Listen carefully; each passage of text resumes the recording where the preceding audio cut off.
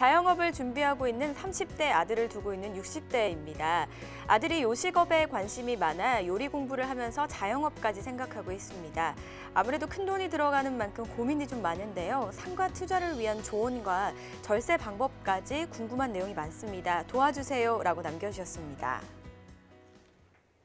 네, 자 이번에는요 자영업, 아들의 자영업까지 고민하고 계시는 어머님인데요. 참 부럽기도 한 것 같습니다. 일단 사연부터 정리해 보죠. 네, 우리 시청자분의 사례 한번 정리를 좀 해드리면, 자, 이 재산은 지금 현재 60대 어머니가 고민을 하고 있는데 실제 수혜는 우리 자영업 예정인 30대 아들입니다. 현재 뭐 아드님이 뭐 상가 운영, 그것도 요식업 쪽으로 준비를 좀 하고 있는데 아무래도 상가를 뭐 운영도 하시고 실제 또 투자를 해서 아무래도 관리가 좀 들어가는데, 자, 이 부분이 결국은 어머님이 아드님한테 드려야 이 재산을 넘겨줘야 되는 부분, 결국 증여가 되다 보니까 혹시라도 절세에 대한 부분까지 좀 고민하고 계신데, 예산 뭐 한 5억 원 정도 되는데, 자, 이 부분에 대한 사례도 좀 정확하게 그리고 구체적으로 좀 한번 설명드려 보도록 하겠습니다. 맞습니다. 아무래도 좀 증여가 걸려 있다 보니까 이왕이면은 절세를 하시면 더욱더 좋을 것 같은데요. 그 솔루션 준비되어 있겠죠? 네. 자, 일단은 뭐 이 해당되는 내용을 먼저 이 상가입니다. 뭐 제가 항상 부동산의 이 상품이라고 얘기를 드리는데, 자, 부동산이 그냥 부동산이 아니라 부동산 안에서도 세 가지 상품, 바로 이 주택, 토지, 상업용인데, 자, 그 중에 이제 선택하시는 것이 바로 상업용, 이 상가인데, 자, 기본적으로 상가 가장 안전하면서도 오랫동안 중장기적으로 운영과 투자에 대한 수익을 창출하려면 바로 이 몇 가지 원칙과 기준을 좀 따르셔야 되는데, 자, 이거 대부분 그냥 상식적으로 아신다고 그냥 치부하지 마시고요. 한 번 더 그냥 공부한다 생각하고 한번 들어봐 주시면, 자, 일단 기본적인 거는 바로 상권입니다. 자, 이 상권이 아시겠지만 앞으로 만들어질 상권도 중요하지만 이미 지금 상가 운영을 하고 계획하신 분들은 바로 이미 만들어져 있는 기존 임대 형성이 많으냐 적으냐를 꼭 체크하시라는 얘기 드리겠고요.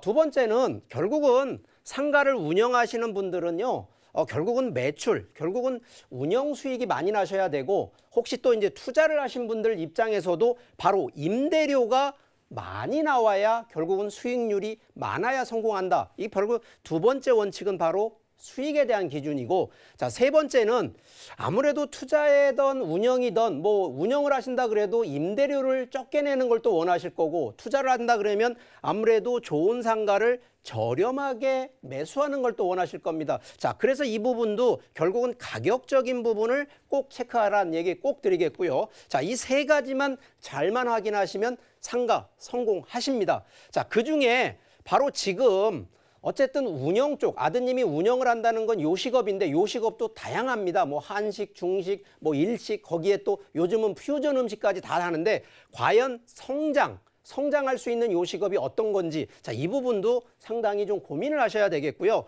과연 요즘은 이제 프랜차이즈점들이 많이 운영이 돼서 성공 케이스들도 가는데 과연 이게 전문적으로 갈 수 있는 전문 상가 운영 쪽으로도 한번 고민을 해보시라는 얘기 드리겠고, 자, 가장 중요한 상권에 대한 1순위가 상권인데, 자, 이게 대부분 보면요, 평일, 그러니까 직장인을 상대로 하는 평일 상권이 있고 주말만 또 되는 주말 상권이 있고, 안 그러면 365일 평일이든 주말이든 완전히 아우를 수 있는 이런 상권에 위치한 상가를 공략해보라는 얘기 드리겠고요.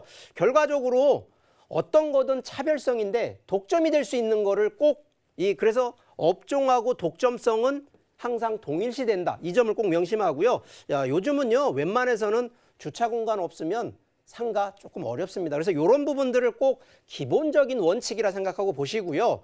자, 여기에 지금 하나가 이제 아무래도 어머님이 아드님한테 이 증여 쪽, 그러니까 뭐 돈을 주는 게 아니라 상가를 매수를 해서 상가 명의를 아드님한테 하게 되면 결국은 증여라고 하는 거를 통해서 증여세가 나오는데, 자, 기본적으로 증여세 절세하는 방법은 좀 다양합니다. 자, 그런데 그중에 기본적으로 아셔야 되는 건 원래 이제 배우자 간에는 10년 동안 6억 원은 증여세를 안 내는 공제금액인데 자녀 간에는 5천만 원밖에 안 됩니다. 자, 미성년자 같은 경우는 더더구나. 근데 지금은 아마 성년 기준이니까 자, 5천만 원밖에 공제를 안 받다 보니까 여러 가지가 있는데, 자, 이래서 기본적으로 이제 증여에 대한 여러 가지 케이스들 중에 가능하시다 그러면 이 부담부 증여를 통해서 결론적으로 투자를 해서 넘기더라도 가능하면 타인 자본을 좀 많이 집어넣어서 좀 자녀한테 넘겨주는 이런 증여로 좀 보시고요.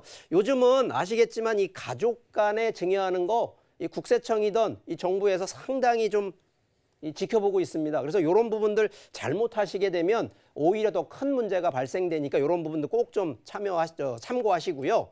자, 여기서 제가 이제 보통 상가 얘기를 하면 지금 운영을 하시거든요. 자, 그런데 우리 아마 일반적으로 이제 책에서 보시면 1만 시간의 법칙이라는 게 있습니다.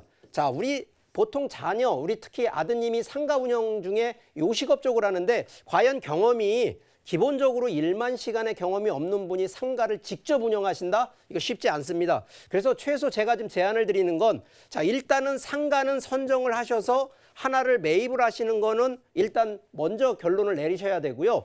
자, 두 번째는 상가를 그러면 매수해서 아드님 명의로 가는 건 1순위지만 자, 2순위가 과연 이거를 운영을 아드님이 직접 들어가서 지금 당장 아니고요. 바로 이거는 2년에서 3년 뒤에 운영할 수 있는 그러면 지금 현재 아드님이 최소한 요식업 경험을 쌓기 위해서는 2년에서 3년 동안은 이미 기존 뭐 프랜차이즈 업점이든 본인이 하려는 요식업 쪽에 최소한도 2, 3년 경험을 쌓는 걸 우선 추천드립니다. 자, 그런데 상가는요. 아드님이 2, 3년 준비한 다음에 이때 다시 투자를 하고 이때 상가 매입을 하게 되면 가격은 더 많이 올라가기 때문에 자, 이런 점들 그래서 아까 말씀드렸던 상가는 상권과 업종과 이 마케팅 결과적으로 매출이 많이 올라갈 수 있는 거를 선정을 하셔야 되는데 자, 그런 면에서 볼 때 과연 예산 5억 원 가지고 서울권 쉽지 않습니다. 자, 그래서 오히려 조금 수도권이나 지방권에 지금도 해당 업종 중에 상권 수요와 이 마케팅 요인이 좀 요인이 되는 그러면 결국은 인구가 지금 현재 기존 상권이 만들어진 곳 그래서 저는 이제 수도권 쪽에 컨셉으로 상가를 5억 원 미만짜리로 들어가시는 거를 좀 포트폴리오로 제안을 드리니까 자, 이 점 그래서 지금 아드님한테 최소 요렇게 운영할 수 있는 것까지도 같이 검토할 수 있게 해주신다 그러면 아마 올바르면서도 성공적인 투자 그리고 상가 운영 될 거라고 믿습니다. 본 방송에서 제공하는 부동산 정보는 투자 판단에 대한 조언입니다.